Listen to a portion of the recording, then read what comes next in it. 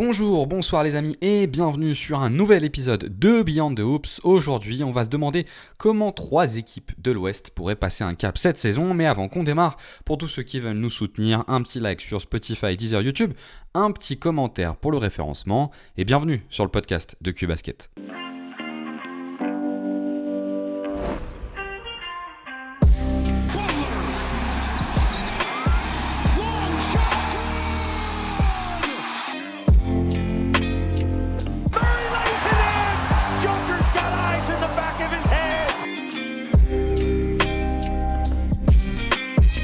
Mitchell has his head up, takes the Levert feed. Oh my!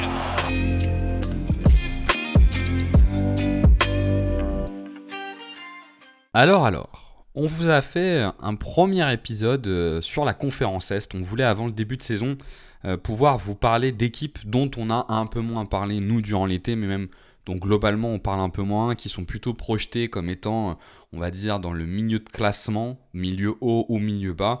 L'idée c'était d'avoir un angle un petit peu différent pour les approcher et de se dire comment ces équipes pourraient passer un cap. Et donc comme pour le premier épisode, on est avec Enzo. Salut Enzo, comment ça va ? Ça va super, l'épisode s'annonce très très bien. J'aime beaucoup la variété qu'on a dans les équipes qui sont un petit peu à 3 carrefours différents de leur histoire, j'ai l'impression. Alors que pour le premier épisode, on avait des équipes qui étaient les 3 avec un noyau plutôt jeune et dont on attendait une certaine explosion. Là, c'est un petit peu différent, un petit peu plus varié, avec un peu plus de nuances. Donc ouais, très hâte d'en parler avec toi. On va permettre aux auditeurs de découvrir au fur et à mesure les équipes, mais on a la giga hype. Là, plus du tout de hype, et là, on sait pas qui c'est. Tu vois, on a vraiment les 3. Il y a 3 échelles. Regarder, ouais. Lors du premier épisode, je t'ai demandé quelle équipe t'étais fan. Tu disais que t'étais plutôt fan de Détroit. Toi, t'es plutôt un gars de la conférence Est ou de la conférence Ouest, au-delà de l'équipe que tu supportes ? Je suis clairement un mec de la conférence Est pour une raison que j'ignore un petit peu. Je pense qu'il y a le fait que les matchs soient plus tôt. Ça a dû jouer au début quand j'ai commencé à suivre, quand j'étais plutôt adolescent. Je me disais plus, allez, je traîne jusqu'à 1h, 2h du matin plutôt que je mets un réveil en pleine nuit. Et ça a dû jouer. Et puis il y a le fait aussi que certains joueurs qui ont un peu eu mon cœur et qui m'ont emballé particulièrement, ils soient majoritairement dans les équipes de la conférence Est. Et puis comme on s'attache plutôt aux jeunes joueurs et qu'on suit un peu leur développement au fur et à mesure là-dessus, voilà, j'ai suivi plus les équipes de la conférence Est, mais voilà, j'aime la NBA au global, donc je regarde un peu de tout quand même. C'est qui ton joueur coup de cœur qui t'a fait commencer à aimer ? C'était Blake Griffin, du coup ? Non, moi je suis clairement de la génération Steph Curry quoi. Okay. C'est une anecdote que je ressors souvent, mais j'étais au fin collège au moment où du coup où il explose. Je suis en 2000, du coup l'année où de son premier titre de MVP, et c'est l'année où je suis en troisième et là ça commence à inonder un peu partout sur les réseaux d'un petit mec du coup qui ressemble un peu au commun des mortels comparé aux autres stars qu'on avait l'habitude de voir quoi. C'est un petit qui shoot de partout, qui est trop impressionnant, etc. Donc c'est là-dedans que je suis tombé un peu dans la NBA. Et puis après, je me suis éloigné un petit peu des Warriors en découvrant d'autres profils de joueurs. Mais ouais, mon premier impact, la pierre angulaire autour de laquelle j'ai construit ma passion pour la NBA, c'est vraiment Steph Curry. Ouais, c'est donc cette génération. Moi, je suis la génération juste d'avant. Je suis la génération LeBron James. Ouais. Donc, alors peut-être la génération juste d'avant, peut-être la génération d'Eric Rose, Kevin Durant. Moi, je suis du coup encore celle d'avant, génération LeBron James. Mais effectivement, c'est toujours cool, je trouve, de se rappeler un peu qui était le joueur qui un peu a donné ce goût à la NBA, parce qu'en fait, je trouve que pour beaucoup de gens, ça part quand même d'un joueur.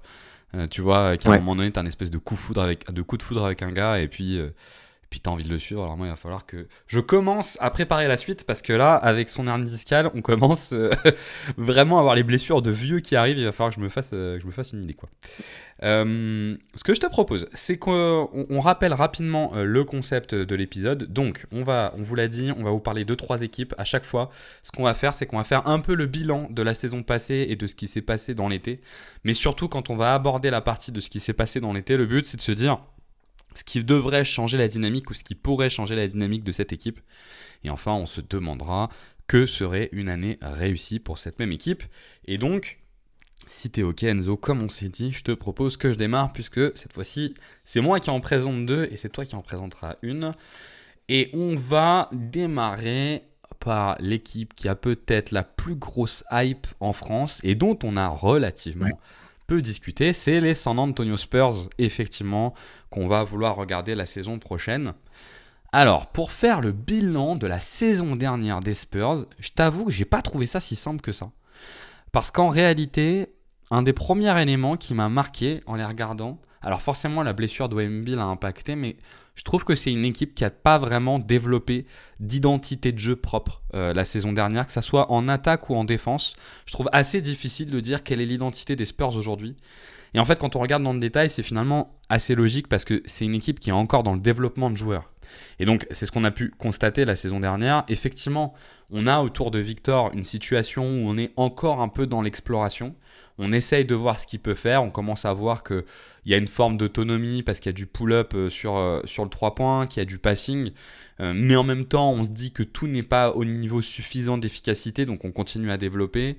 On voit des joueurs comme Stephen Castle, par exemple, qui a été rookie de l'année, qui peuvent avoir un réel apport pour l'équipe. Il y a aussi d'autres joueurs plus ou moins jeunes qui sont finalement encore un peu en développement. Je pense à Jeremy Sochan.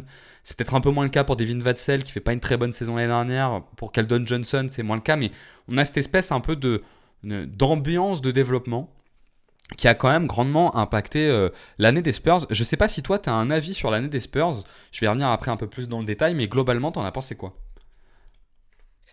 Pour ce qui est de l'identité de jeu dont tu as parlé, j'ai l'impression que l'identité de jeu, c'est Wemby, quoi. Ouais. Et la volonté, c'est vraiment de tout construire autour de lui. Et qu'importe, comme tu l'as dit, s'il faut qu'il prenne 5 ou 6 pull-ups par match pour le tester, on est encore dans une phase de test. Et on parlera vraiment d'essayer de gagner des matchs et d'avoir un fond de jeu, une identité propre un petit peu plus tard, une fois que bah, voilà, on aura plus de certitude autour du joueur qu'est Wembanyama. Et puis, non, il y a aussi eu les trades qui n'ont pas forcément favorisé la stabilité du côté de San Antonio.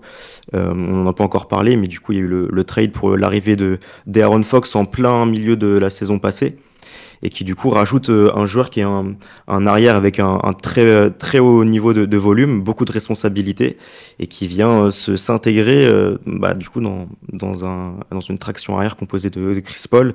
Donc on connaît la soif de ballon, le fait qu'il a été aussi très souvent titulaire, et puis Stephen Castle qui avait eu beaucoup de responsabilités l'an passé. Donc ça n'aide pas à avoir vraiment une certaine hiérarchie du côté des Spurs l'année dernière, quoi. Et du coup, tu es un peu dans une situation où tu as certains joueurs qui émergent l'année d'avant, qui ont plus de mal l'année d'après. Je pense par exemple à... Bah, moi, tu vois clairement, Devin Vassell, c'était une de mes grosses cotes du début de saison dernière. On peut pas dire qu'il fasse une saison suffisante. Au-delà des stats qui sont en régression, même dans le contenu, il n'était pas forcément aussi à l'aise. Je pense à Julien Champagny, que moi j'aurais aimé voir, tu vois, continuer à progresser, qu'il a aussi plutôt eu un aspect un peu stagnation.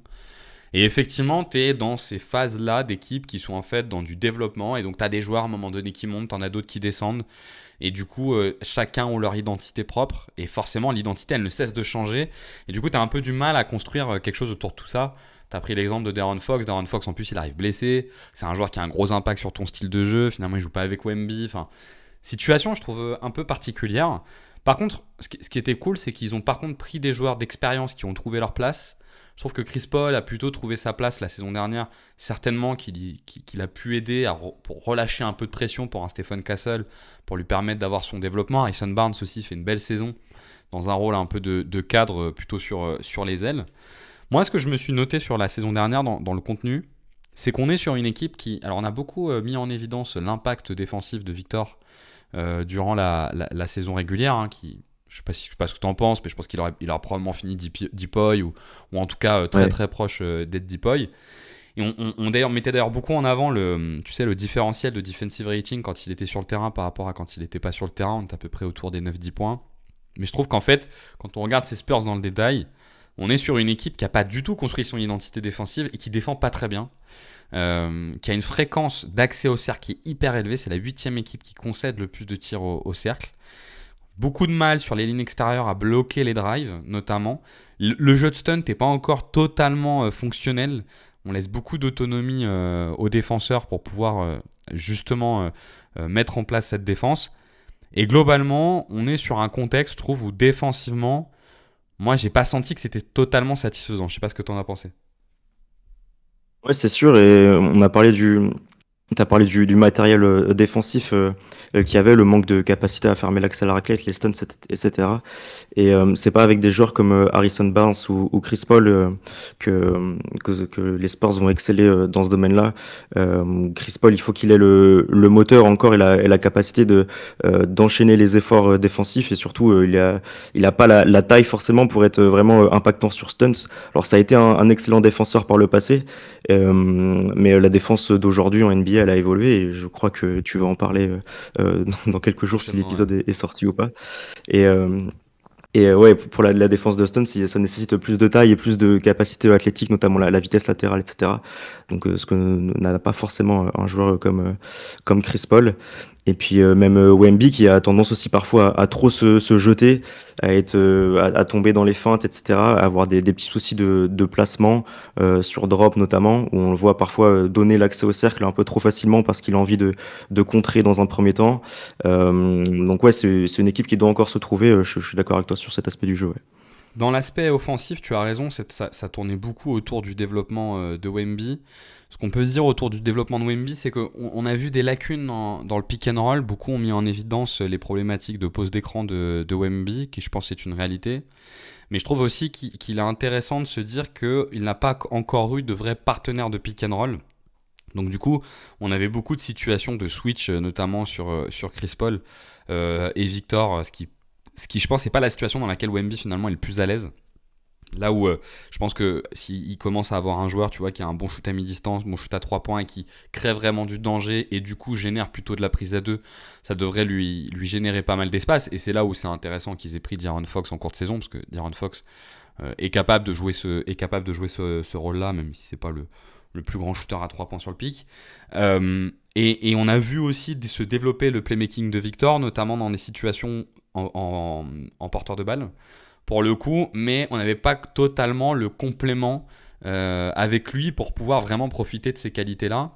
Et du coup, tu abordes un peu l'été, toujours dans ce qui est autour de Victor, en disant que ce serait bien de remplir ces deux cases-là pour le mettre dans une situation plus à l'aise, je trouve. Bah, c'est ça, sur la saison passée, on avait du coup deux profils avec Stephen Castle et Devin Vassell qui pouvaient être intéressants dans la relation avec Wemby, notamment sur pick and roll, mais les deux cumulent un petit peu l'un a les défauts et les qualités de l'autre, dans le sens où Stephen Castle a un excellent passing, vraiment très varié que j'aime beaucoup. Il est capable de faire des skip passes, de passer dans différents angles, vraiment une excellente lecture du jeu, couplé à un bon drive. Il est vraiment solide du haut du corps, il a vraiment pas peur du contact, mais malheureusement il a pas du tout le shooting, donc il a pas la menace, comme tu as dit, d'attirer des prises à deux, ou voilà, tout simplement d'être une menace si le défenseur passe sous les écrans après un drop par exemple. Là où Devin Vassell, sur la fin de la saison, du coup c'était la 23-24, a été très intéressant sur le laps de temps où Victor avait vraiment été très très bon sur la fin de la saison 2023-2024 et Vassell a été aussi bien meilleur en étant une meilleure menace au shooting, etc., qu'il n'a été la saison dernière. Et ouais, je pense que c'est ce qui manque, c'est cette menace de pull-up pour varier un petit peu plus le jeu offensif autour de Wemby et lui permettre d'avoir beaucoup plus d'espace dans la raquette, ou sinon tout simplement d'être une menace off-ball, c'est celle qui n'est pas encore pour l'instant du côté des Spurs, quoi. Et ce qui est intéressant, donc du coup on passe sur la partie un peu été des Spurs et les choix qu'ils ont fait en conséquence. Premier élément intéressant, t'as raison, c'est pas l'été, c'est les 6 derniers mois, l'arrivée de De'Aaron Fox, qu'on peut coupler avec l'arrivée du rookie dont j'ai mangé le nom, Dylan Harper, qui pour le coup Ouais. ont des profils qui sont un peu plus des profils de purs joueurs pick and roll, qui devraient pouvoir aider Victor à retrouver un peu plus de liberté sur le pick quand il est en poseur d'écran. Et ils ont complété l'effectif également avec deux grands pivots qui sont peut-être plutôt là à l'inverse pour avoir Victor en porteur de balle, à savoir Luke Cornett et Kelly Olynyk. Kelly Olynyk plus sur du pick and pop, en plus excellent passeur sur la réception de pick si jamais un décalage est créé. C'est vrai que Kelly Olynyk fait partie un peu de ces joueurs qui passent sous les radars depuis des années, mais c'est un passeur assez incroyable, moi je trouve, pour le coup. Et Luke Cornett qui lui est plus dans des accès directs au cercle, qui devrait bien le compléter. Donc premier élément, on vient équiper un peu Victor pour pouvoir continuer à progresser.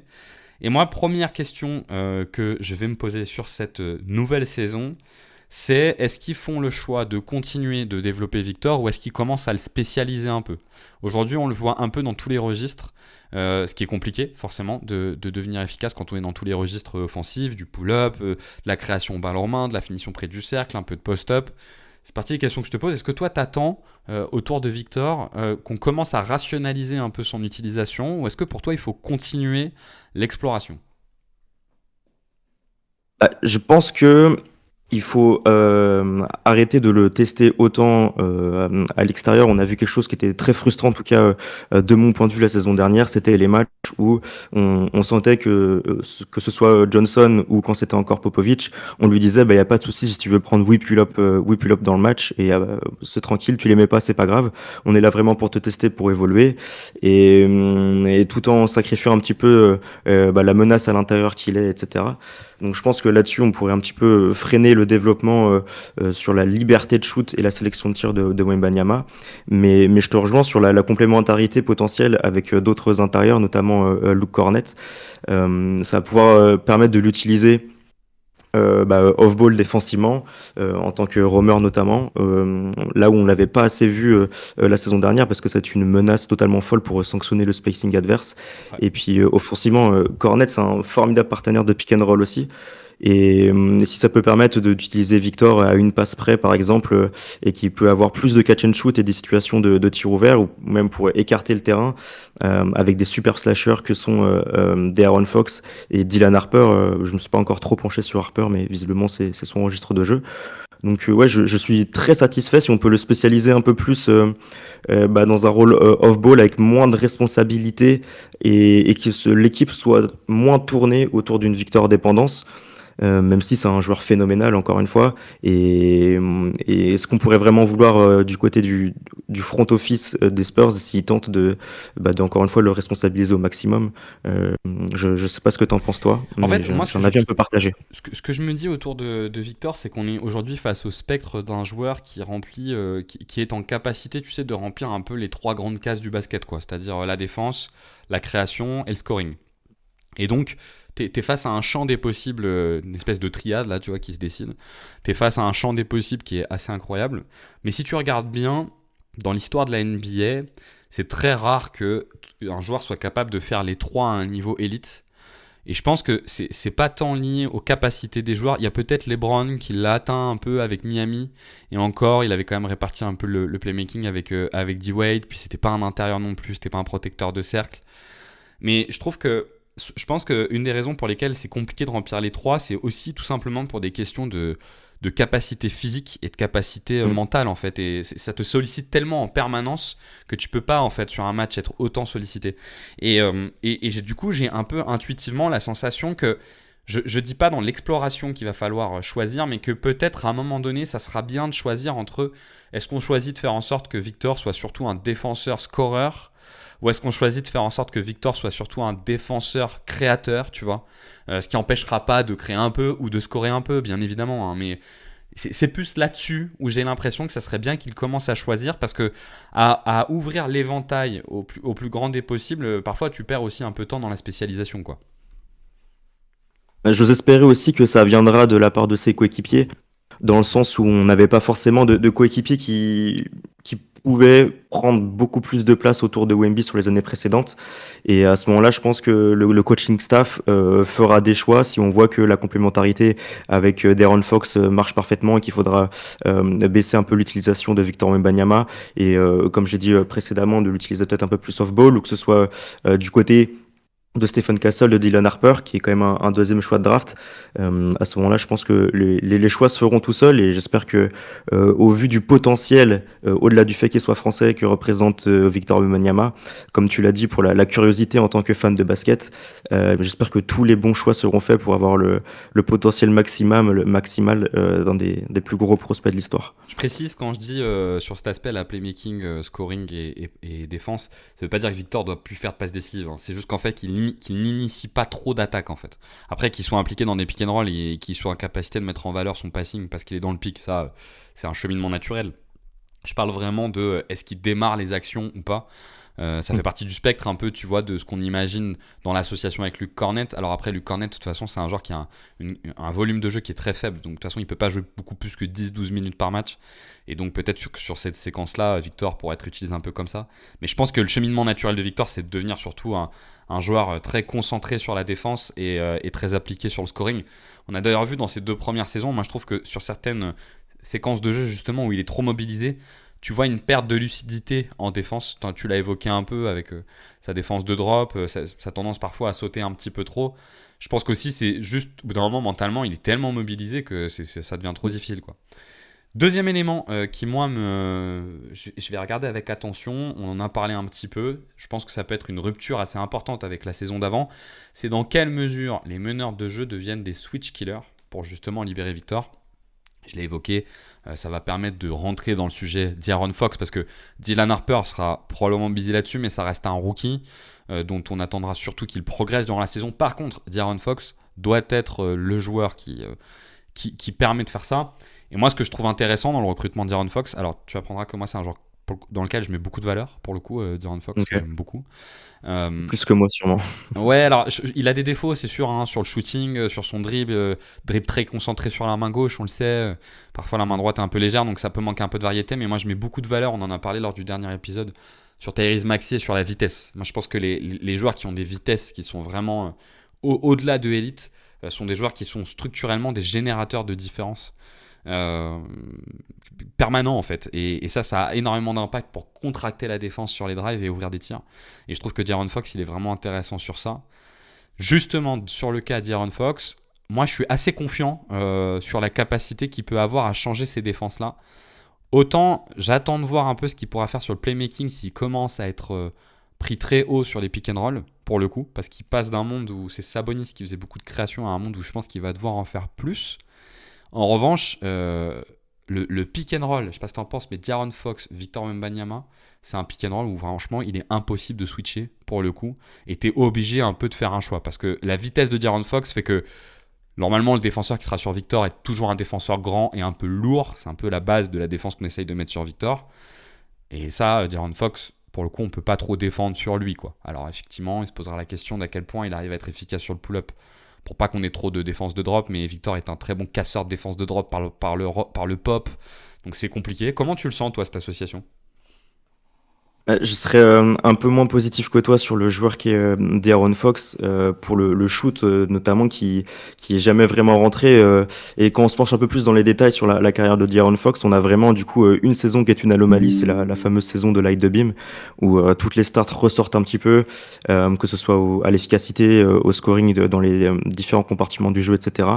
Là où la saison dernière, il est retombé dans ses standards habituels qui sont autour du coup de 31% à 3 points, et c'est vraiment pas assez pour être une menace, surtout à 31% Ça sur. change juste pour préciser quand même hein, qu'il a fait une saison où il était blessé beaucoup pendant toute la saison à la main de mémoire, ce qui a quand même eu un impact sur son efficacité. Mais tu as raison, hein, sur l'ensemble de sa carrière, on est sur un joueur qui a une saison un peu plus haute. Mais on avait vu une transition, notamment en début d'année dernière, où il avait fortement augmenté son volume de pull-up à 3 points pour tirer moins à mi-distance, ce qui était déjà une transition intéressante. Mais je te laisse continuer sur ton avis sur Fox. Et mais après, pour le tour à mi-distance, il a toujours été plutôt bon là-dedans. Donc, un peu à l'opposé de Chris Paul, je trouve, où là, du coup, Chris Paul, on avait la fameuse zone CP3, du coup, un peu à droite dans le mi-distance. Là, De'Aaron Fox, il est un peu la même sur le côté gauche. Et il a toujours été plutôt efficace là-dedans. Donc, moi, j'aurais pas de problème à ce qu'il continue à atteindre ces zones-là s'il a pas le pull-up à 3 points. Mais du coup, ça va resserrer un petit peu les défenses et bloquer un petit peu plus l'accès à Wemby. Et puis, il y a aussi le spacing autour de ça qu'il faudra qu'il soit excellent pour donner le plus d'espace possible à ces deux joueurs-là. Et c'est là où je trouve le bas blesse. Il va falloir que certains joueurs progressent pour permettre voilà, au pick and roll Fox Wemby d'avoir le plus d'espace possible pour laisser parler leur talent. Je pense qu'en fait, ce qui va être intéressant pour Fox, c'est que pouvoir jouer le pick and roll avec Victor devrait lui supprimer les problématiques qu'il a au shoot. Parce qu'en fait, quand tu joues le pick and roll avec Victor, si tu es très rapide, En vérité, je suis pas sûr que le pull-up à 3 points soit si crucial que ça. Parce que de toute façon, comme Victor a le pop, t'es un peu obligé d'être dans des situations de switch. Tu peux pas trop drop parce que sinon Victor risque de peut te punir sur le pop. Par contre, ce qui est vraiment important, c'est que tu sois capable de battre le switch, qui est un peu la défense naturelle sur Victor, pour justement contrebalancer cette alternance de roll et de pop. Et je trouve que c'est un super tueur de switch. Mais là où tu as raison, c'est qu'il y a des questions aussi de spacing global de cette équipe, de comment elle va se constituer. Quels sont les joueurs, toi, à l'inverse, sur lesquels tu sors bien le truc, et à l'inverse, sur lesquels tu es un peu plus en doute là, sur ces éléments de spacing, tu as commencé à l'évoquer? Bah, il y a Jérémy Sohan déjà qui est un joueur avec beaucoup de qualités et beaucoup de défauts et j'ai l'impression qu'il est assez polarisant dans la sphère NBA où j'ai vu pas mal de personnes être très positives sur ce mec-là, avoir beaucoup d'affection envers lui parce qu'il a un style de jeu qui est plaisant quand on est fan, qui se donne beaucoup défensivement, qui a toujours une volonté à aller au rebond, etc., etc., mais qui n'a pas vraiment de menace de shoot extérieur et qui n'a pas du tout progressé là-dessus depuis son arrivée en NBA. Et je pense qu'une saison réussie pour les Spurs, ça passera un petit peu dans la résolution du cas Jérémy Sohan. Soit on lui trouve une utilité moindre en termes de minutes et d'utilisation, où j'ai vu la saison passée des moments très intéressants où on se servait de lui sur des écrans glissés pour le servir avec une grosse menace de verticalité parce que c'est quand même un mec qui a une excellente détente pour dunker, etc. Un bon driver et il a beaucoup progressé la saison dernière dessus.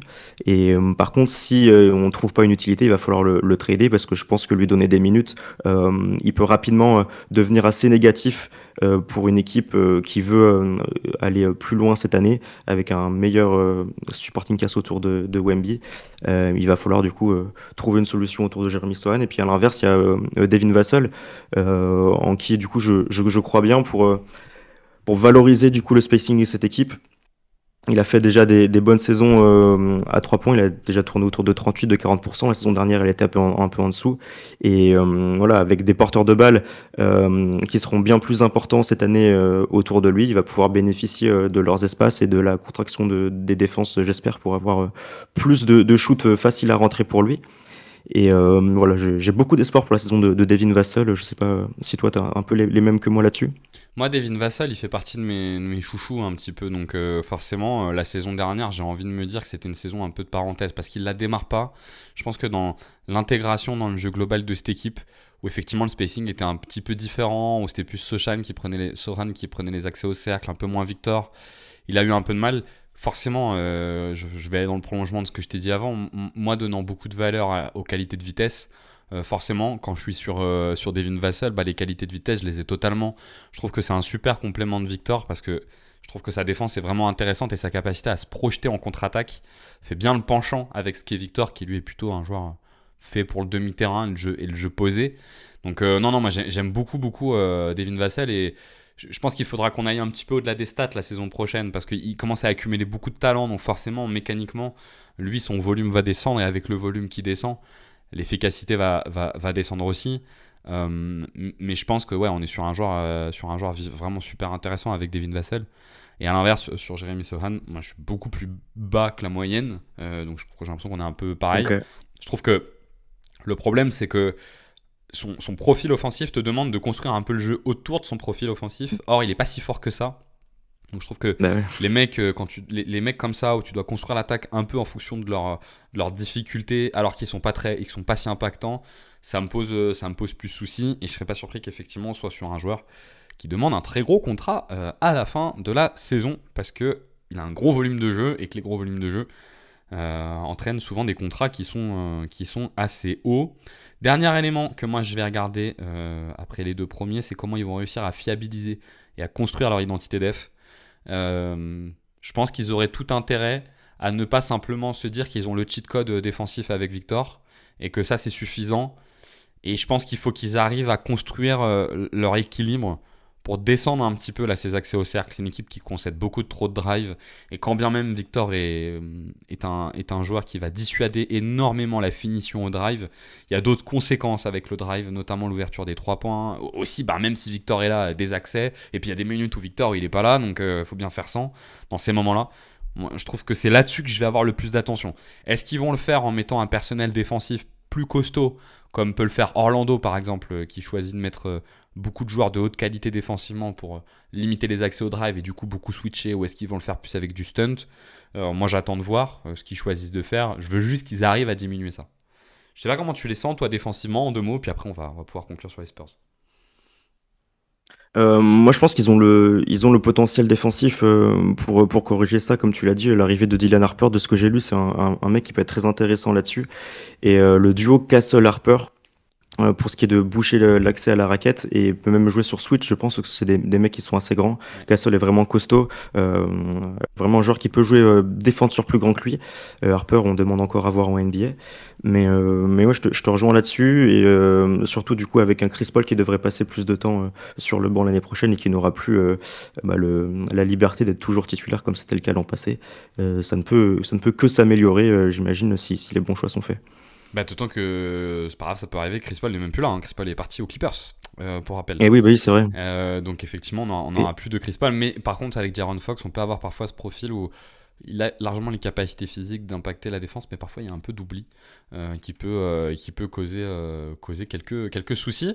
Sur la projection, maintenant, alors là, c'est assez compliqué. Alors la projection crédible pour moi autour des Spurs, c'est de se dire qu'ils arrivent à être autour du play-in. Enfin, je sais pas si c'est crédible en fait. Elle est tellement stack la conférence Ouest que. Enfin, il faudrait pas qu'ils fassent en dessous de 11, tu vois. Un peu bêtement. Il faut qu'ils arrivent à commencer à gagner des matchs et à rejoindre le tiers, tu vois, des équipes qui remportent des matchs et qui sont là pour remporter des matchs. Et j'ai assez de mal en fait à voir dans quelles conditions ils pourraient aller plus haut que ça. Ce qui fait que finalement, quand bien même il y a du talent dans cette équipe, j'ai du mal à les projeter vraiment à jouer le top 8. Déjà, s'ils arrivent à jouer le play-in, j'ai l'impression que ça sera super bien. Comment tu le sens, toi? moi, je te rejoins là-dessus sur le côté que la conférence Ouest est tellement vaste, tellement remplie d'équipes et qui ont de réelles ambitions qu'on peut pas forcément attendre d'eux pour une saison réussie, une participation en playoff direct. Par contre, moi, j'aurais besoin en termes de résultats chiffrés, d'avoir une saison qui leur permet d'accéder aux playoffs via le play-in au moins. Parce que là, à l'année 3 de Wemby, avec l'arrivée de Fox dont on a parlé, etc., j'aurais du mal à voir une saison réussie comptablement s'ils vont pas en playoff. Après, tout peut arriver s'il y a une 10e place et avec le play-in qui a été intronisé il y a quelques années désormais. Mais je pense qu'ils ont la place en tout cas en fonction pareil voilà des blessures. On sait que Wemby a été absent durant de longs mois la saison passée. Ça risque d'être un élément prépondérant, la santé de Victor. On n'en a pas parlé, mais il va falloir que tout se dirige dans le bon sens pour que les Spurs puissent aller le plus haut possible. Mais j'aurais tendance à nécessiter une participation en playoff pour appeler vraiment une saison réussie pour les Spurs. D'autant qu'ils sont dans des situations contractuelles qui, avec le nouveau CBA, les imposent un peu, quoi. Parce que Victor va arriver à la fin de son contrat rookie l'année prochaine, en fin d'année prochaine. Après, il va commencer à prendre un contrat max, donc tu as moins de flexibilité pour construire l'effectif autour. Allez, on peut peut-être ajouter Stephen Castle si jamais il a un joli développement, ou lui, ça sera dans 3 ans.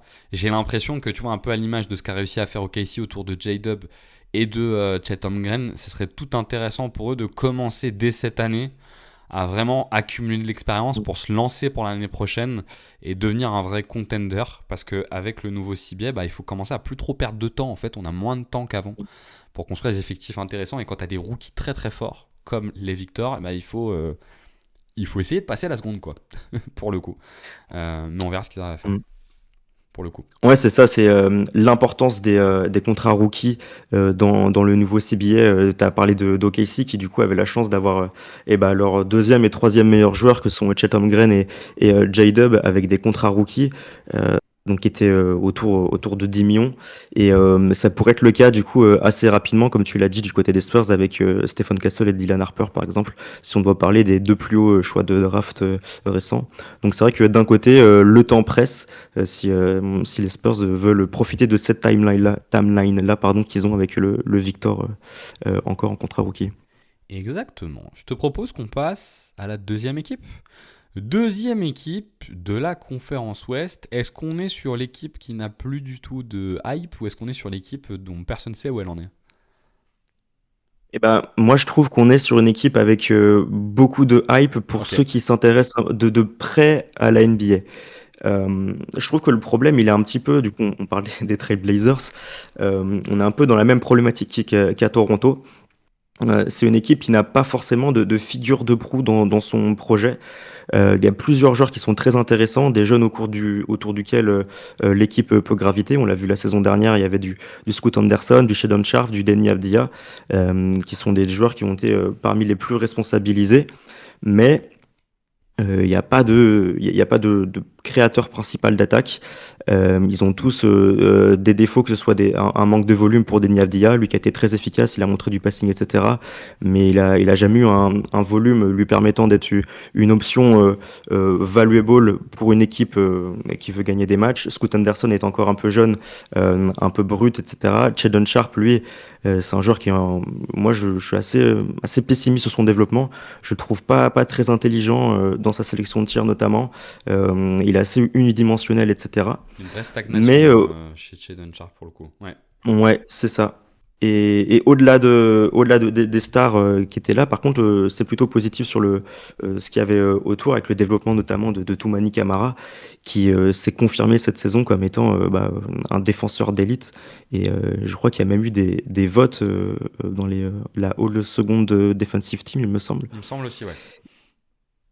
Exactement. Et ouais, du coup, une saison qui s'est construite un petit peu autour de ces certitudes-là, qui étaient des certitudes plutôt défensives, avec Toumani Camara, avec Deni Avdia, du coup, qui a confirmé que c'était une bonne recrue après le trade de la saison dernière.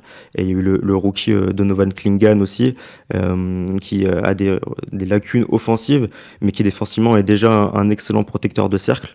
On le voit dans les chiffres où il est assez haut dans les dissuasions au cercle, dans les mêmes ranges que des Rudy Gobert, par exemple, sur la saison passée. Et donc beaucoup de jeunes qui gravitent un petit peu ensemble, mais pas forcément de hiérarchie claire, et ça me rappelle vraiment Toronto. Je sais pas toi de l'extérieur si tu as le même avis là-dessus.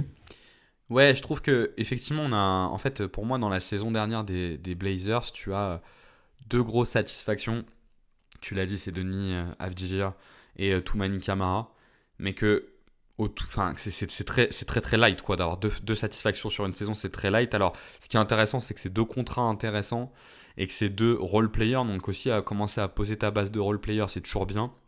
D'autant que on sait qu'ils ont, alors il faudra qu'on voit comment il revient physiquement, mais qu'ils ont Robert Williams en plus derrière qui traîne, qui peut aussi être dans ce profil-là, des très bons role-players, payés pas excessivement cher et qui ont un vrai apport pour toi.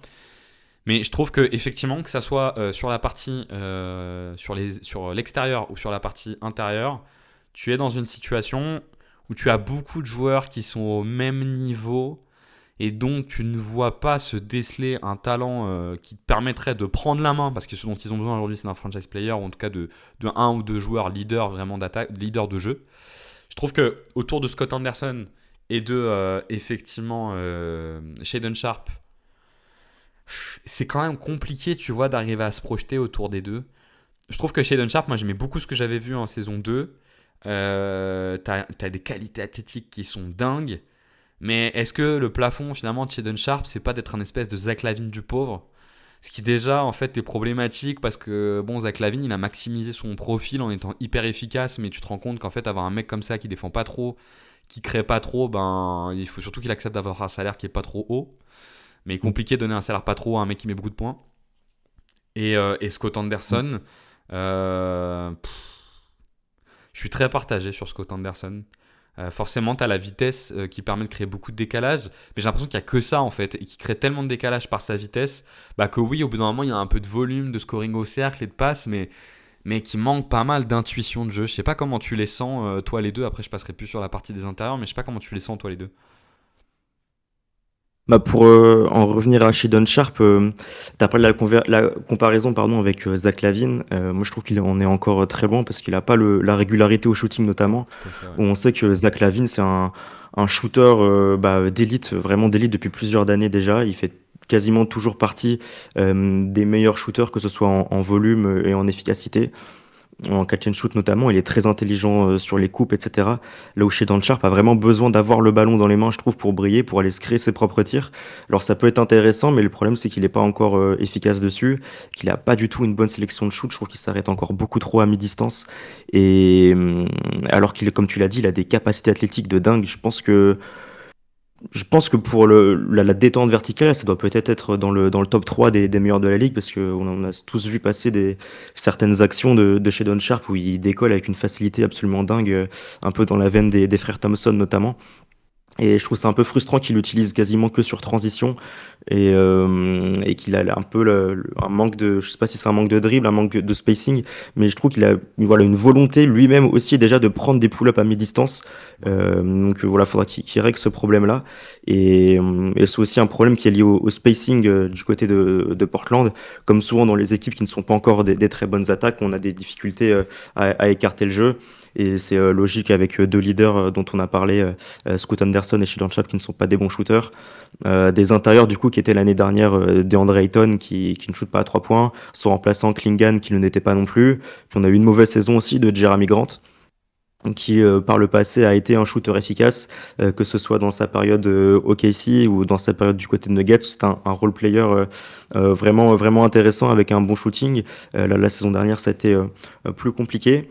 Et donc, c'est en voyant un peu tous ces défauts offensifs qu'on comprend un petit peu la volonté de Chauncey Billups de s'appuyer sur une défense beaucoup plus solide. C'était le top 10, elle est dans le top 10 des défenses de la ligue sur l'année 2025. Voilà, avec un superbe matériel défensif, qu'on a dit, Toumani Camara, Klingan, Avdia. Et je pense que ça va continuer, là-dedans. Et cette identité défensive, elle doit vraiment continuer pour moi à l'avenir du côté de Portland, en attendant de trouver la figure de proue de leur projet, parce que là du coup on a essayé de faire les comparaisons avec les Spurs, où tu as essayé de te poser la question, quel était vraiment l'objectif des Spurs. Est-ce qu'on s'appuie plutôt sur un Victor Wembanyama défensif ou offensif, etc. Là, Portland n'a pas le choix. Ils n'ont pas cette capacité-là, donc autant garder une assise défensive très très forte pour voilà, essayer d'aller chercher le plus haut possible la saison prochaine. Sachant qu'on est sur une équipe qui a remodelé son secteur intérieur, on l'a dit, hein, ils ont stabilisé leur place défensivement avec Camara et avec Advidja, qui sont des bons défenseurs, enfin surtout Camara. Mais Advidja n'est pas un mauvais défenseur, moi je trouve. Ils ont rajouté Joe Holiday, qui, on l'espère pour lui, fera juste un court passage, donc on va peut-être pas forcément le compter dedans. Mais par contre, ils ont revu leur secteur intérieur, qui était construit avec DeAndre Ayton. Ils ont coupé DeAndre Ayton pour pouvoir laisser de la place aux deux petits nouveaux. Alors, il faut que j'arrive à dire le prénom du deuxième, et surtout je me rappelle, c'est Hansen, le deuxième, c'est ça, hein, le pivot. Ouais, c'est ça, Hansen Young. Hansen Young, le pivot chinois qui vient d'arriver. Et Donovan Klingan. Klingan, tu l'as dit, un joueur qui a montré des prédispositions physiques qui lui permettent d'être un bon protecteur de cercle. Je précise des prédispositions physiques parce que je ne sais pas encore trop. Je me suis pas encore fait un avis. Peut-être que toi, tu en as un. Si vraiment il y a un sens défensif qui permet de se projeter vers un protecteur de cercle élite, et Hansen qui pour le coup est beaucoup plus un profil offensif. Bah, Klingan, je le trouve vraiment énorme, mais pas dans le bon sens du terme. Dans le sens, il a un peu ce côté frigo large. Enfin, des fois, comme on peut dire d'un basketteur, ouais, lui, il a les épaules d'un frigo, ça peut être solide. Tu vois, il a la mobilité, il sait quoi en faire. Lui, je le trouve qu'il est vraiment, vraiment trop large. Enfin, c'est vraiment l'impression que j'ai en le voyant. Et c'est très rare que j'ai cette impression-là pour un joueur, j'ai l'impression. Et du coup, c'est compliqué d'utiliser un petit peu cette puissance-là et cette taille-là quand tu es aussi jeune et que tu arrives dans une ligue où ça va aussi vite que la NBA. Alors oui, il a des prédispositions parce qu'il est grand, parce qu'il il a toujours joué au basket en tant que pivot, donc avec cette taille-là, et ça a toujours été son principal atout, la défense. Donc forcément, il a quelques prédispositions, mais ça risque d'être compliqué, je pense, s'il n'y a pas de progrès à l'avenir. Là-dessus, il va falloir qu'il apprenne plus à utiliser son corps. Et pour Hansen Yang, c'est vraiment une anomalie de scouting. Voilà, il y a un joueur dont personne ne parlait dans les grands médias, etc., que Portland a décidé d'aller chercher beaucoup plus haut que ce que tout le monde attendait, et qui, au fur et à mesure, quand tout le monde a commencé à se renseigner autour de lui durant l'été, etc., etc., et bah, les avis ont tourné un peu plus vers le positif. C'est un joueur qui, bon, je l'ai pas scouté en détail, mais pour m'être renseigné un petit peu, c'est un joueur qui a beaucoup de passing pour un poste 5 qui est vraiment très grand. Je crois qu'il fait 2,16 m avec une grande envergure et qui peut avoir un petit peu les mêmes problèmes de mobilité qu'a Donovan Clingan, mais tout en étant beaucoup plus viable offensivement et avec un début de shoot surtout qui pourrait vraiment être phénoménal si tout ce package et la théorie du joueur se confirme. En tout cas, je sais pas toi, mais Hansen Yang, ça fait partie des joueurs qui vont me faire cliquer la saison prochaine sur les Portland et même sur la NBA en général, quoi. C'est un profil vraiment super intéressant. Bah, ce que t'as, c'est un peu la promesse d'un espèce de baby Jokic, quoi, mais un vrai baby Jokic, pas comme on a pu le vendre avec Sabonis ou avec Sengun. Enfin, même si Sabonis parfois peut s'en rapprocher un petit peu dans le profil, mais lui, pour le coup, on est vraiment sur le même profil, c'est-à-dire un joueur qui peut jouer au périmètre, qui a un peu de dribble, qui a beaucoup de passing, qui peut avoir un peu de shoot. La question, c'est est-ce qu'il arrive à le transposer défensivement. La mobilité, ça n'a pas l'air d'être son truc, donc il n'y a pas trop impact trop difficile défensivement, mais je pense que dans cette équipe, on va lui donner du temps. Mais effectivement, tu as l'impression que le choix, en tout cas, de l'avoir pris est assez judicieux parce que son profil peut régler pas mal des problèmes qu'a Portland et surtout peut rendre compatible avec le pivot beaucoup des joueurs qu'ils ont déjà. Un Shaedon Sharp, par exemple, si Hansen arrive à écarter un peu le jeu et avoir du passing, ben, on peut imaginer que Shannon Sharp, sur les accès au cercle, ça lui rend les choses plus simples, même sans ballon. Je regardais, elle a 71% de réussite au cercle quand même, Shannon Sharp l'année dernière, ce qui est monumental pour le coup. C'est à 3 points, et dès qu'il est sur de la création, je regardais sur le pull-up à 3 points, on est à 30% de réussite, c'est cata. Mais tu vois, ça, typiquement, un joueur comme ça, bah, ça peut lui permettre d'avoir une espèce de seconde vie. Scoot Anderson aussi, ça peut peut-être lui permettre d'avoir moins de pression à la création, non pas de changer son style de jeu, mais d'avoir moins de pression à la création. Mais bon, il faut que tout ça clique, quoi, et que ça fonctionne. Donc, on attend encore de voir. Moi, je suis comme tout le monde, hein. J'ai vu le match de pré-saison contre les Kings, et puis c'est tout, quoi. J'ai rien vu d'autre, donc je sais pas ce que ça vaut, quoi. Pour le coup. Quels sont les éléments, toi, que tu attends de voir changer là, du coup, avec cette nouvelle équipe et qui, s'il change, pourrait lui permettre de passer un cap? Moi, je crois vraiment en l'arrivée de Jrue Holiday. Ok. Toi, tu as donné tes espoirs sur le fait que Jrue Holiday puisse être tradé pour qu'il ait un rôle plus présent dans un effectif contender, par exemple. Si Moi, jamais je tiens vraiment. Portland veut faire la même chose qu'avec DeAndre Ayton et veut donner une Jrue Holiday aux Lakers, je suis totalement preneur, il n'y a pas de souci, ça me va très très bien. Et moi, j'espère que non. Je crois dur comme fer qu'il reste du côté de Portland parce que j'aime Ok. beaucoup le fit et ce que pourrait apporter Jrue Holiday. On sait qu'il a entamé sa transformation vers un rôle de connecting depuis déjà 2-3 saisons déjà. Et le tout couplé avec une défense très polyvalente. Il est toujours capable de défendre des mecs qui sont plus grands que lui. On l'a vu même défendre des pivots parfois sur des switches du côté de Boston avec réussite. C'est un joueur qui est ultra intelligent offensivement et je pense que ça peut manquer euh, du côté de Portland, des joueurs qui savent jouer off-ball et qui ont aussi une valeur de spacing. Alors Holiday, c'était le maillon faible à Boston en termes de spacing. On a vu plusieurs fois des adversaires abandonner totalement Holiday pour bah, voilà, avoir un surplus de joueurs à l'intérieur. Mais le problème, c'est que bah, c'était le meilleur spacing de l'histoire ou l'un des meilleurs spacing de l'histoire du côté de Boston. Ce ne sera pas le cas du côté de Portland. Et s'il y a un joueur à abandonner, ce ne sera pas forcément Jrue Holiday. Donc je pense qu'il aura plus d'utilité. C'est un joueur vraiment all-around offensivement. Il pourra être là off-ball, sur des pauses d'écran notamment, dans le Dunker Sport par exemple, pour être servi plutôt par Hansen Yang, voilà, sur Chantrol, lui qui a apparemment une excellente vision du jeu. Donc je crois surtout voilà, en Jrue Holiday. C'est un humain qui a l'air d'être un humain de qualité, souvent très apprécié par ses coéquipiers. Et dans un effectif jeune, ça peut toujours être nécessaire. Et ouais, j'ai envie de le voir rester, j'ai envie de le voir performer du côté de Portland. Même si toi, visiblement, t'as envie qu'il parte et qu'il Ouais, fasse ses valises le plus vite je pense que possible. pour un profil comme le sien, c'est un peu dommage de se retrouver à Portland alors qu'il a encore des choses à apporter chez un contender. Je suis d'accord avec toi, je trouve que les éléments qui sont liés au spacing sur Jrue Holiday sont pas très inquiétants. Je pense qu'à Boston, parfois, on le laissait juste parce qu'il faut bien faire un choix pour mettre quelqu'un dans la raquette. Et que le problème, c'est que les spacings étaient tellement bons que du coup, tu choisissais Holiday. Mais je suis pas sûr que dans une équipe avec un spacing entre guillemets normal, tu laisses Jrue Holiday tout seul. Donc en fait, il impacte pas vraiment ton spacing. Et effectivement, tu as une polyvalence défensive qui est derrière assez monumentale. Donc c'est sûr que dans cette équipe qui n'a pas envie de tourner, tu vois, sur des styles de jeu classiques de pick and roll à outrance, et on a l'impression avec Hansen qu'ils veulent développer un style de jeu un peu plus différent, avec un spacing intérieur plus intéressant, enfin un spacing très au large, pardon, et donc plus d'espace à l'intérieur. Bah, ça peut être un joueur qui peut profiter de ça parce qu'il a connu ça tout simplement avec Boston. Ouais. Tu vois un autre élément, toi, qui est assez important là pour leur saison et que tu vas regarder avec attention? Ouais, je pense aux deux joueurs qu'on a évoqués en premier en parlant de Portland, c'est les deux stars, on va dire, que sont Scoot Anderson et Shedon Sharp. Scoot Anderson, il y a une montée en puissance qui s'effectue quand même depuis sa saison rookie, tranquillement mais sûrement. La saison prochaine, il a progressé dans absolument tous les compartiments du jeu, que ce soit en efficacité notamment. Quand on regarde son efficacité par zone, c'est assez hallucinant de voir que il y a des progressions dans tous les registres, que ce soit le short mi-distance, le long mi-distance, le tir extérieur, etc. Et avec la confiance et la pression qui peut s'enlever petit à petit, parce que voilà, j'ai cru lire durant sa première saison que il avait avoué les comparaisons avec Wembanyama, etc. lui avaient sans doute pesé un petit peu. Donc là, voilà, les lumières qui s'écartent petit à petit de Scoot Anderson, le temps et la maturité peuvent faire de lui un joueur qui progresse encore à nouveau. Il y avait beaucoup de promesses sur son driving game au moment de sa draft. Pour l'instant, on n'a pas encore vu trop de qualité là-dessus. Un joueur qui est encore un peu brouillon, qui perd pas mal de balles et qui n'a pas l'explosivité à laquelle on s'attendait.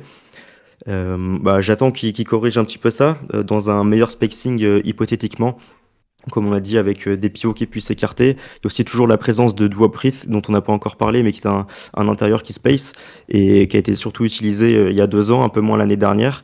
Mais là, du coup, avec le départ d'Ayton et Robert Williams, qui est toujours injury prone, il pourrait avoir plus de temps et pourquoi pas se décaler en poste 4. Ça pourrait écarter encore un peu plus le jeu et favoriser le driving game de Scoot Anderson. Et puis du côté de Sheldon Sharp, pour moi, il va falloir qu'il y ait un gros progrès du côté de la sélection de tir. Et comme tu l'as dit, voilà, 71% de réussite au cercle la saison dernière, c'est vraiment excellent. Et s'il arrive à plus y accéder et à être plus intelligent dans sa sélection de tir, je pense qu'on aura un joueur qui deviendra bien plus valuable pour son équipe, et ce, même s'il n'a pas de passing et qu'il a une vision un petit peu tunnel pour le moment, bien entouré, je crois en Sheldon Sharp qui peut être vraiment important dans la progression des Portland Trail Blazers. Alors on les attend où, ces Blazers? Dans l'idée, on se dit quoi? Moi je pense que, je te donne mon avis puis après je te laisse la main. C'est une équipe déjà, ce qu'on a vu l'année dernière qui est intéressant, qui cherche pas spécialement à tanker, qui cherche plutôt à gagner des matchs, pour le coup. Est-ce que tu penses qu'ils sont capables d'aller toucher le play-in, ou est-ce que pour toi c'est un scénario trop optimiste? J'ai une dernière stat un petit peu pour illustrer ça, c'est que je suis allé chercher les line-up les plus utilisés l'année dernière, et parmi les 4 line-up les plus utilisés de Portland, les 4 sont en négative, et c'est donc en dessous de la moyenne NBA. À chaque fois dedans, il y a Anthony Simons, il y a DeAndre Ayton et il y a Jeremy Grant, et il y a 2 joueurs parmi ceux-là qui sont partis, que sont Simons du côté de Boston et DeAndre Ayton du côté des Lakers, et un Jeremy Grant sur lequel il va falloir faire un choix avec un gros contrat et une saison totalement en deçà des attentes la saison dernière.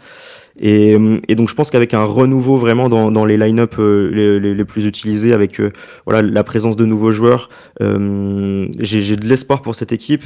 Le fond de la conférence Ouest me semble assez abordable. Que ce soit le Jazz, Phoenix, que ce soit peut-être les Pels dont on va parler juste après. Je pense que cette équipe de Portland peut aller au-dessus sans trop de soucis de ces équipes-là. Après, voilà, la dernière place du play-in, ça doit être un objectif et je les pense capables d'y accéder, parce qu'on a vu d'excellentes promesses sur l'année 2025 et une saison réussie, ouais, pour moi, ça serait vraiment l'accès au play-in. Et puis aussi, du coup, la confirmation d'un ou de 2 joueurs de leur effectif, que ce soit Avdia, Sharp ou Scoot Anderson, notamment, pour avoir une hiérarchie plus claire. Je trouve que, effectivement, tu vois, si tu as une accession au play-in, alors dans ce cas-là, ça valide un petit peu leur stratégie. parce que tu as des joueurs jeunes, donc tu as une forme de progression. Je trouve par contre qu'il serait vraiment triste pour eux de faire une 11e ou une 12e place, parce que cette équipe, elle a besoin d'un talent, tu vois, qui émerge vraiment, derrière lequel tu construis l'attaque. Et aujourd'hui, ils l'ont pas, et j'ai peur, tu vois, d'une saison dans une conférence Ouest hyper relevée, où tu finis encore, tu vois, les 11e, 12e, et où en fait, t'as pas validé les talents que t'aimerais valider. Et en même temps, tu peux pas non plus en aller chercher des beaucoup plus gros à la draft. Alors, j'ai pas en tête leur situation au niveau des pics de draft, mais je crois pas qu'ils en aient non plus 15 000 en plus. Ils n'ont pas forcément d'autres équipes, il me semble pas. Enfin, je regarde. Mais t'as un peu cette situation qui m'interroge. Je sais plus exactement pour les pics de draft, mais généralement, il y a toujours une ou deux équipes qui sous-performent dans la saison comparé aux attentes du mois d'octobre. Et l'année dernière, par exemple, c'était les Suns que tout le monde voyait aller très haut. Il y a aussi eu les Mavs. Donc, je ne serais pas surpris qu'il y ait des équipes qui glissent largement pour des raisons X ou Y, et que Portland, eux, puissent prendre cette place-là et accéder au play-in. En tout cas, s'il y a bien une équipe qui doit profiter de la méforme d'un contender ou d'une équipe qui veut viser les hauts du classement à l'ouest. J'espère que ce sera les Portland Trail Blazers. Et puis un dernier petit mot, pour moi, une saison réussie, ça passera aussi par des bonnes nouvelles pour Damian Lillard. On sait que le chouchou des fans est de retour cet été après un buyout qui a beaucoup fait parler. Donc lui, c'est le tendon d'Achille. Il y a eu tellement de blessures de grosses stars que je les confonds un peu, mais il me semble que lui c'est bien le tendon d'Achille. Et il va falloir qu'on ait des bonnes nouvelles, voilà, pour son retour la saison prochaine.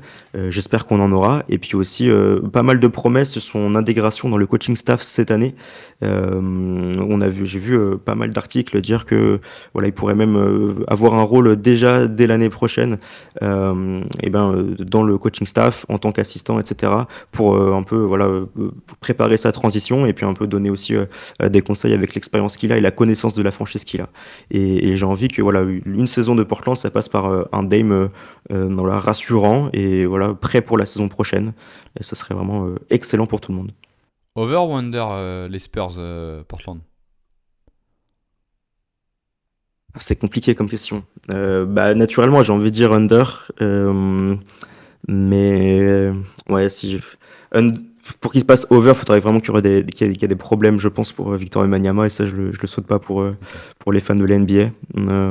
Toi, tu serais plutôt Moi, je over suis ou under? under. Je pense que Ouais. ça sera en dessous. C'est très très peu mûr, je trouve, en termes d'attaque. Donc ça me fait plutôt dire under. Tu as spoilé la dernière équipe. C'est pas très grave. C'est pas grave, on va la faire quand même. La dernière équipe, si vous avez bien suivi, du coup, qu'on va vous traiter, c'est les Pelicans de la Nouvelle-Orléans, qui a été... Est-ce qu'on peut dire que les Pelicans, ça a été un peu une darling de la ligue à un moment donné? Je me demande, tu vois, En tout cas, si... c'était la mienne. Ah bah tu vois, c'était ta darling. Et je pense qu'à un moment donné, il y a eu un espèce de Ouais. fantasme autour tu sais, du trio Herb Jones, Trey Murphy, Zion, notamment au tout début de la saison dernière, ou en tout cas à la fin de la saison d'avant. On s'est dit, il y a un truc à tirer autour de tout ça. Et donc, on se retrouvait avec une équipe l'année dernière qui devait passer un cap et qui s'est retrouvée plutôt dans une année de transition, ce qui était un peu étonnant. L'équipe avait plutôt été construite pour aller plus loin, notamment parce qu'elle était forte du constat que à partir du moment où Zion n'était pas blessé, bah, elle gagnait beaucoup de matchs pour le coup, et que tu avais possibilité d'aller plus loin. Et donc, les deux éléments les plus structurants, je pense que dans ce qui avait constitué le début de saison, c'était l'arrivée des gens de Temeray et le départ de Jonas Valanciunas, qui étaient des choix que moi j'avais pas trop aimé pour le coup. Le choix de Dejounte Murray, je trouve qu'on a été, enfin je sais, j'ai un peu du mal à tirer un bilan, tu vois, de Dejounte Murray aux Hawks. Donc je m'étais dit j'attends de voir. Et sur le cas de Valanciunas, j'avais pas aimé le fait qu'il le garde pas, parce que je pense que Valanciunas avait un vrai apport, notamment pour toutes les minutes sans Zion et pour les périodes où il était blessé, parce que c'est un joueur autour duquel tu peux quand même construire une attaque, et qui est pas si mauvais protecteur de cercle, très fort au rebond. Et je trouvais que sur un contrat intéressant, bah, ça pouvait être intéressant de le garder. Peut-être, j'ai eu l'impression que toi, tu avais un avis sur des gens de Temeray à la sortie d'Atlanta. Ouais, la saison dernière, elle a été blessée durant de longs mois. Et là, à l'orée de la saison 2025-2026 qui arrive, j'ai aucune idée du joueur qu'est Dejounte Murray. Ouais. On sait le joueur qu'il a été du côté des Spurs. Ça s'est plutôt mal passé du côté d'Atlanta. La complémentarité avec Trae Young n'était pas forcément là. Il a alterné un petit peu le chaud et le froid. Et là, j'ai aucune idée de quel sera son rôle du côté des Pels cette saison. Et donc j'espère que pour tout le monde qu'on aura un Dejounte Murray au niveau. Mais est-ce que ça va être toujours un joueur qui va autant adorer le mi-distance avec beaucoup euh, de pertes de balles et trop de déchets dans son jeu, ou est-ce qu'il aura progressé là-dessus? J'en ai vraiment aucune idée. C'est vraiment une grosse interrogation pour moi. Et voilà, la pièce peut autant tomber du bon côté que du mauvais côté pour moi pour ce qui est des gens téméraires. Et donc, si on fait le bilan de la saison dernière des Pelicans, on se retrouve dans une situation qui ressemble énormément à une année de transition. Ils ont gagné très très très peu de matchs. Zion a été blessé la majeure partie de la saison. Encore une fois, ce qui doit quand même poser question, et je pense qu'on va évoquer le cas Zion Williamson. C'est une équipe qui avait une identité défensive qui était assez forte et qui marchait très bien en défense par le passé, qui s'est complètement effondrée cette saison. C'était tout simplement la dernière équipe de la ligue défensivement, malgré le personnel qu'elle avait à disposition. Notamment en cause, je pense, on ne sait pas pourquoi cette saison-là, c'est la 7e équipe qui concède le plus de tirs au cercle. Donc une équipe qui n'arrivait pas du tout à faire en sorte qu'on ne passe pas leur premier rideau. Et avec le départ de Valanciunas, il a été remplacé par des intérieurs qui ne sont pas des très bons protecteurs de cercle. On pense forcément à Yves Missi, qui est encore un joueur un peu en développement. Ça se voit, il y a des choses intéressantes, notamment en attaque sur la verticalité, mais défensivement, je crois que c'est un joueur qui a commencé le basket très tard. Et ça se voit, il y a de la mobilité, mais il n'y a pas ce sens défensif qui est encore là. On verra s'il arrive à se développer. Il y a l'autre intérieur, comment il s'appelle, c'est Matkovic de mémoire, qui était plutôt intéressant, qui était un espèce de bon complément à Zion, parce que joueur shooter, pas mauvais dribbleur, qui peut accéder au cercle. Et défensivement, j'ai trouvé que lui, c'était pas si mal, mais on est loin d'un niveau suffisant pour le coup. Et donc, on se retrouve dans une situation où l'équipe a pas du tout fonctionné. Et en plus, offensivement, ça marche pas mieux que par le passé, ça marche même moins. Et alors, en fait, moi je trouve, et peut-être pour faire le bilan là, de pourquoi ça n'a pas marché, j'aimerais bien qu'on se pose cette question. Je trouve que la vraie question qui se pose sur cette équipe, c'est que peux-tu faire en fait autour de Zion? Zion est effectivement un joueur qui a des qualités qui sont extraordinaires, qualités de puissance, d'accès au cercle qui sont absolument géniales. Tu as aussi un passing qui est super intéressant. De toute façon, il crée tellement de chaos par sa puissance que ça facilite aussi l'ouverture de certaines lignes pour la passe. Le problème, c'est que la contrepartie avec Zion, elle coûte très très cher, quoi. Déjà, il joue peu de matchs, mais bon, à ça, à la limite, on peut presque le mettre de côté.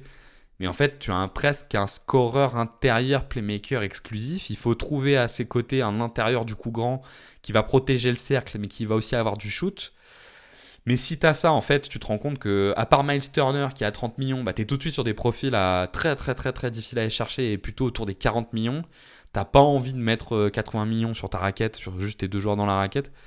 Et donc, tu vois, tu es dans une situation autour de Zion où finalement, moi, la question que je me pose, c'est attends, je sors un peu des qualités individuelles du joueur, l'intégration de Zion dans un collectif total autour du cap space comme il est construit aujourd'hui pour la NBA, elle me paraît extrêmement difficile. C'est quoi ton avis, toi, sur Zion? Euh, Moi, j'aurais un avis un peu moins positif sur le joueur qu'est Zion Williamson parce que j'aurais du mal à le séparer un petit peu de ses blessures. C'est un joueur qui a tellement été blessé que pour moi, c'est compliqué de faire de lui encore la figure principale de ton projet. Et, même si aujourd'hui on a une bonne saison pour ce qui va être de la 25-26, est-ce qu'il va falloir pour autant encore y croire et se mettre à long terme dessus?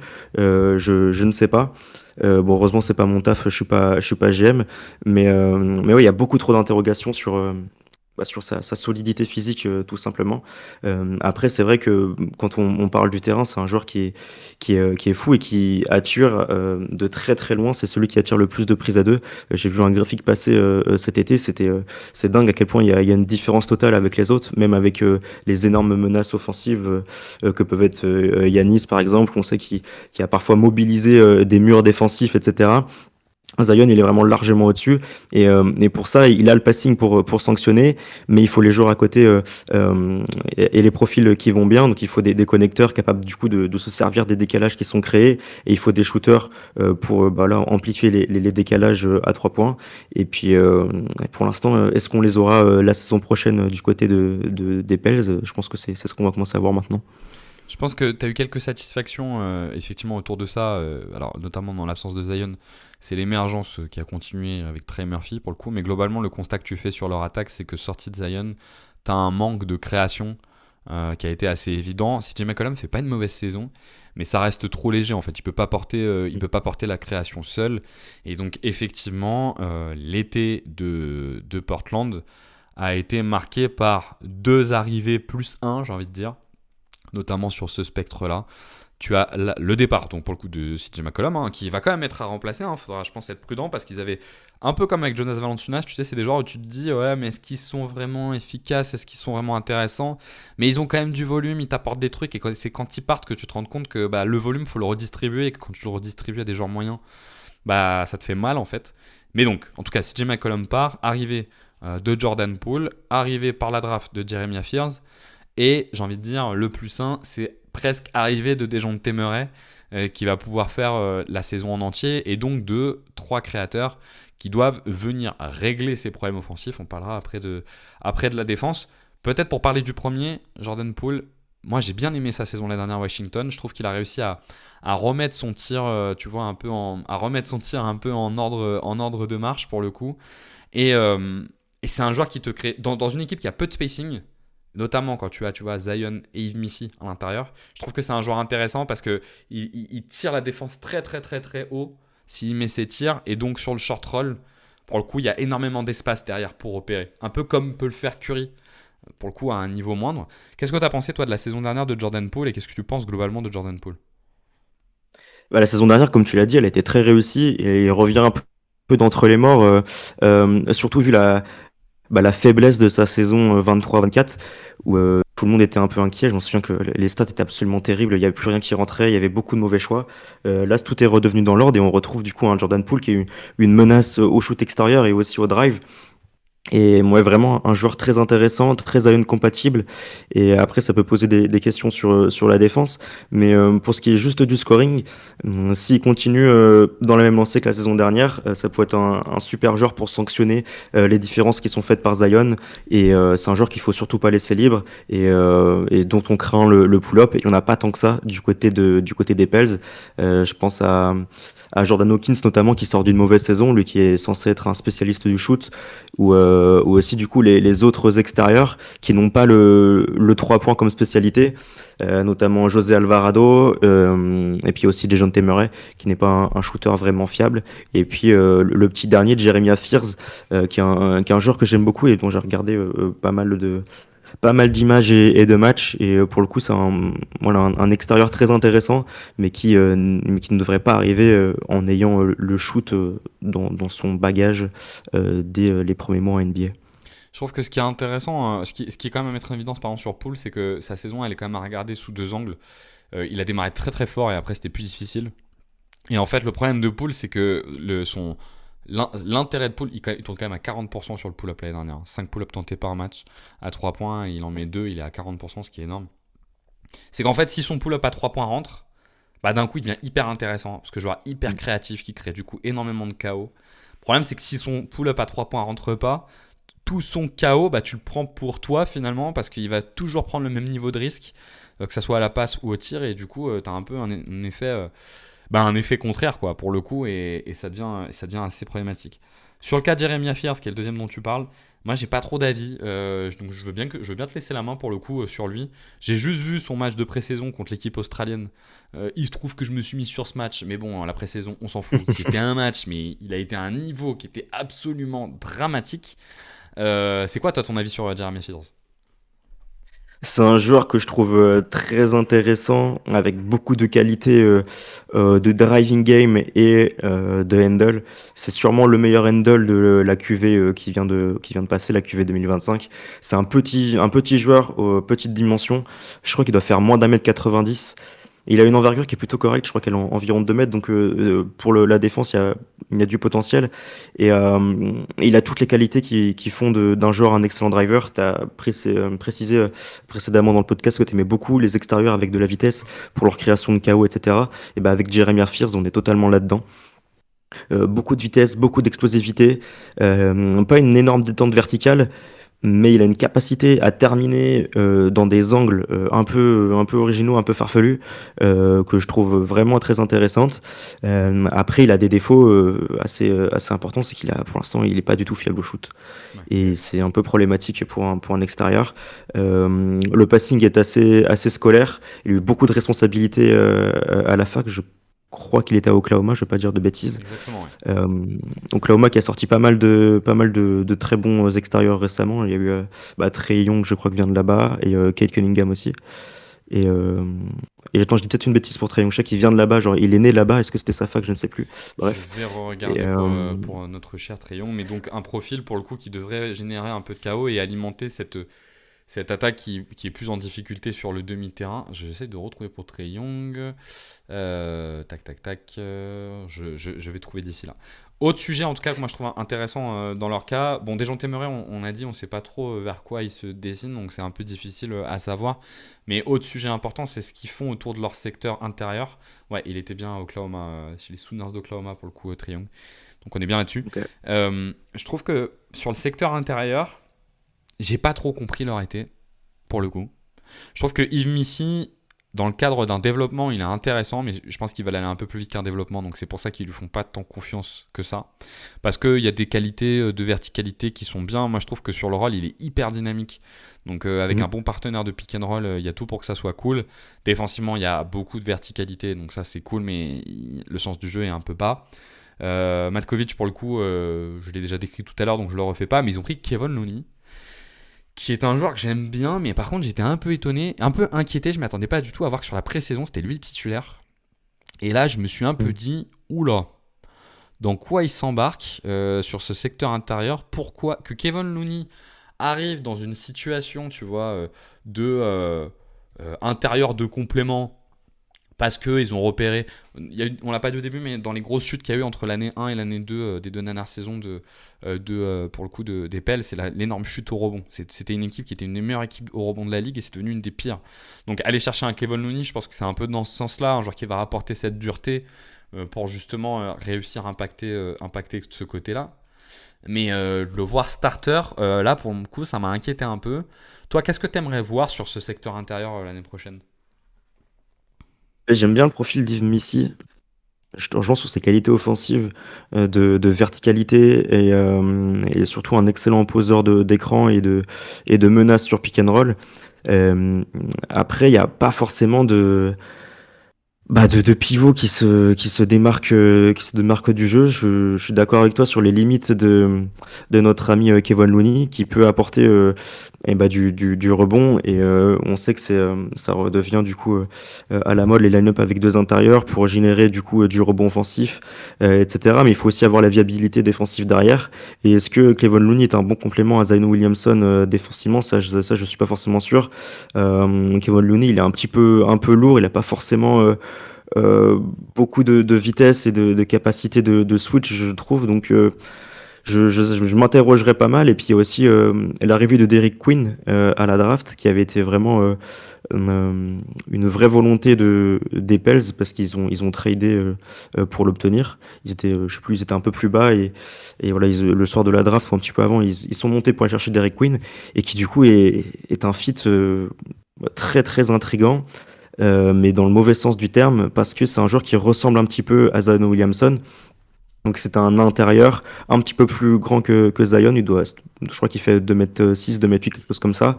Et qui n'a pas de shoot et qui est un défenseur assez mauvais.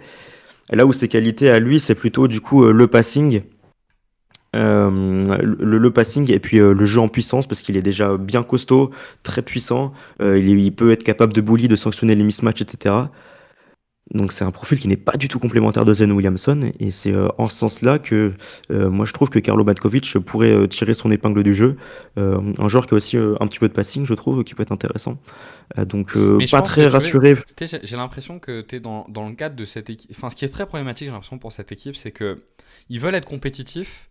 Ils essayent aussi de faire avec les fragilités physiques de Zion Williamson, donc en prenant tu vois, des profils qui sont pas totalement compatibles, mais qui peuvent être intéressants quand il est pas là. Derrick Queen, Kevon Looney. Et j'ai l'impression. Et du coup, même des gens de Murray, dans un sens, qui est un joueur qui a du volume, qui peut aider. Et du coup, tu as l'impression un peu, tu sais, d'un espèce de chaos de management et de trade où ça part un peu dans tous les sens. Alors que tu auras envie de leur dire, moi tu vois, j'aurais envie qu'ils partent plutôt sur un truc d'optimisation maximum de Zion, peut-être pendant encore un an. Et puis si au bout d'un an, on voit qu'en fait Zion, il fait encore. Parce qu'en soi, sur ces 5 saisons, il a 2 saisons où il fait quand même des saisons pleines. Mm. Est-ce que s'il a encore une année où il n'arrive pas à jouer, où il a des problématiques de poids, où tu vois qu'en fait tu peux pas construire autour de lui, bah là tu le trades et tu changes. Mais tu vois, j'ai l'impression qu'il court un peu de loup en même temps. Et du coup, tu n'as aucun scénario parfaitement optimisé. Et d'ailleurs, tu vois, quand tu te dis, c'est quoi le 5 majeur de cette équipe, tu te dis, bah en fait, il y a plein de bons joueurs.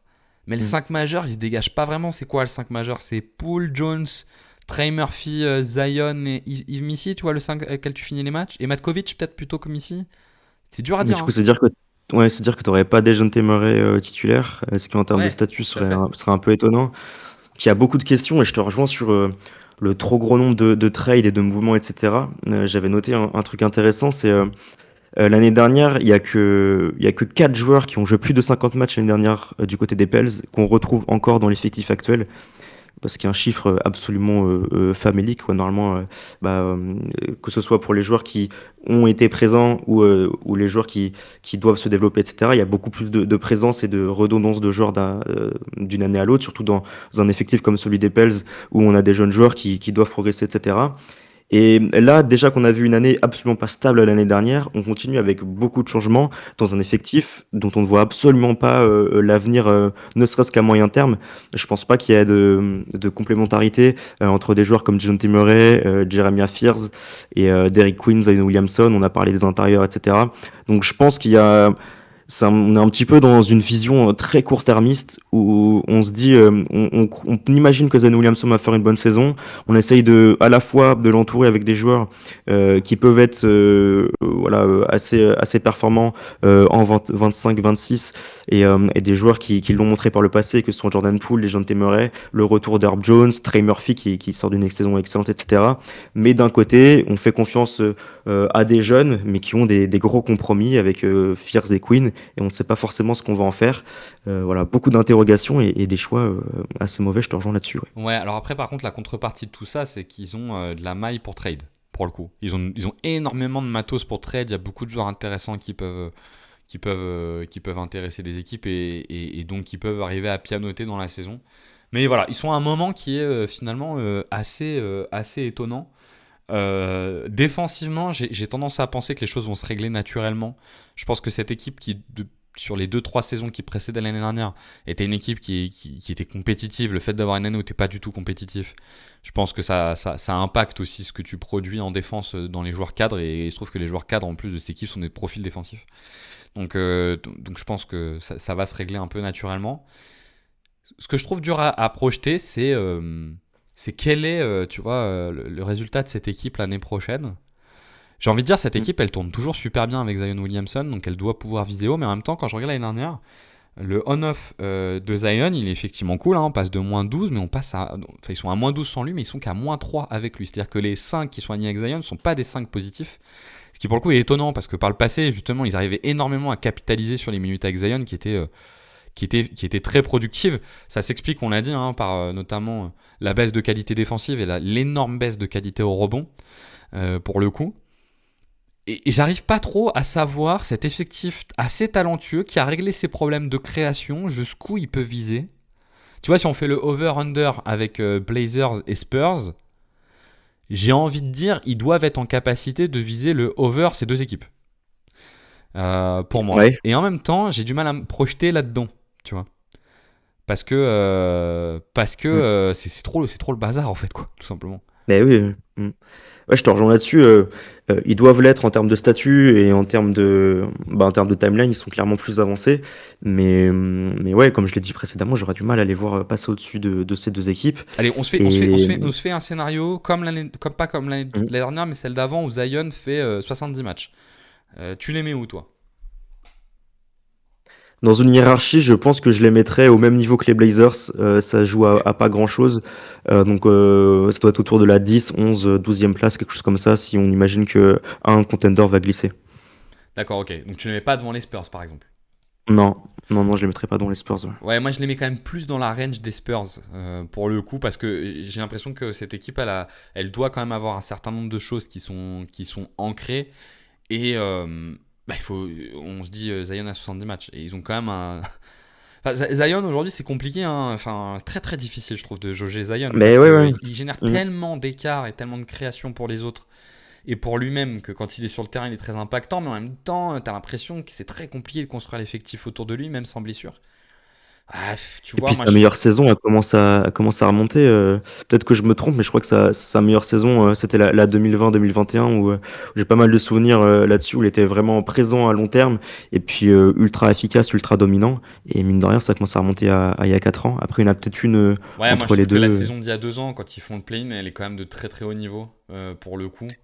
Il Ça se voit moins il a dans les beaucoup joué stats. sur cette saison-là. Oui, il fait 70 matchs. Il fait 70 matchs pour le coup. Ok. Il se blesse, tu sais, il se blesse au play-in contre les Lakers, je crois de mémoire, au premier tour. Non, premier tour, je sais plus. Premier tour peut-être des playoffs contre les Lakers. J'ai un petit doute. Mais c'est parce que la saison 2, c'était une saison très ancrée sur le scoring. L'année dernière, il y avait plus de playmaking. Il était vraiment intéressant sur le playmaking. Donc c'est difficile à dire. J'ai pas l'impression que c'est un joueur en régression, mais c'est un joueur en manque de fiabilité physique. Ouais, moi allez, je pense que ça peut viser d'être devant les Spurs. Je pense que tu vois, quand je me prends un peu les équipes NBA, est-ce qu'ils peuvent aller matcher avec Memphis, Sacramento, Dallas? Moi, Dallas, j'y crois pas trop sans meneur de jeu là. Je suis un peu quand même, enfin, ça va être compliqué. Après, il y a beaucoup de qualité à faire valoir, mais on verra. J'ai du mal à voir plus haut, mais je pense qu'ils peuvent être dans la range Memphis-Sacramento, tu vois. Ouais, Sacramento, ouais, Memphis. Memphis, ça me paraît un peu au-dessus.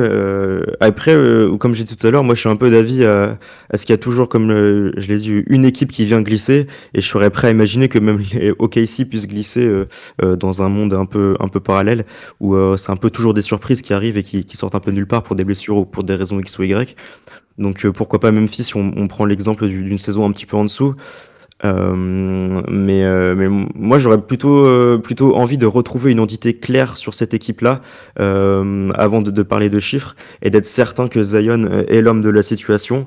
Donc avec une saison, comme tu l'as dit dans l'hypothèse, où il joue beaucoup de matchs et puis une équipe de retour dans les meilleures défenses de la ligue avec voilà un rebond qui est sécurisé. Herb Jones aussi, pareil, qui récupère beaucoup de temps de jeu et qui montre qu'il peut retrouver le niveau qui était le sien avant la blessure, et un Trey Murphy qui garde pareil la même pente ascendante pour sa carrière, lui qui est aussi un excellent défenseur. Donc j'aurais ça sous les yeux, la volonté d'avoir une bonne défense du côté de la Nouvelle-Orléans. Donc on se vise autour du play-in entre 9 et 10. Ils doivent être dans la range entre 9 et 11, quoi. Si Zion n'est pas Ouais, c'est blessé, il ça, faut ouais. au moins qu'ils arrivent à être à ce niveau-là. Et bah écoute, on verra bien ce que vous nous donnez. C'est New Orleans Pelicans. On va voir déjà s'ils arrivent à redevenir une des espèces de darling de la ligue. À n'en pas douter, les OG auront envie de regarder Trey Murphy. Ça, Ouais. il n'y a aucun doute. Et voir jusqu'où sa progression peut l'emmener. Ce que je te propose, Enzo, c'est qu'on conclue ce podcast qui vous a permis de parcourir ces 3 équipes. On espère que ça vous a intéressé. On est curieux aussi d'avoir votre avis. Où est-ce que vous les voyez chacune? Peut-être si vous voulez faire en commentaire le petit jeu over-under, qui vous mettez en 1, qui vous mettez en 2, qui vous mettez en 3 entre ces 3 équipes. Et puis restez connectés, on trouvera rapidement de quoi parler. A plus!